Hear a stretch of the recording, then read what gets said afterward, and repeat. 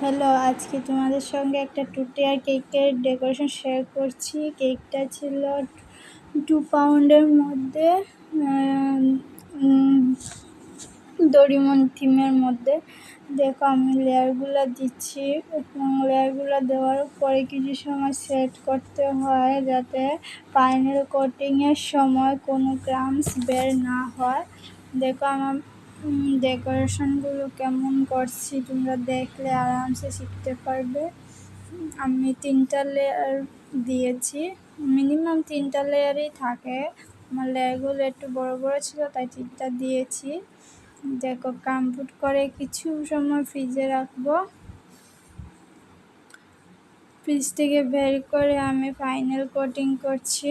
এই কালারটা আমি ব্লু আর পার্পেল দিয়ে এনেছি।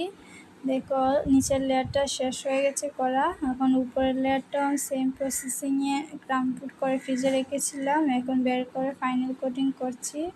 তারপরে দুটো লেয়ার একসঙ্গে জোড়া লাগিয়ে ডিজাইনটা দিচ্ছি। ডিজাইনটা সিম্পলের মধ্যে ছিল আর কিছু টপার বসিয়েছিলাম। আমারই একটা করার ডেকোরেশন দেখে কাস্টমার আমাকে এই ডিজাইনটা করে দেওয়ার জন্য বলেছিল।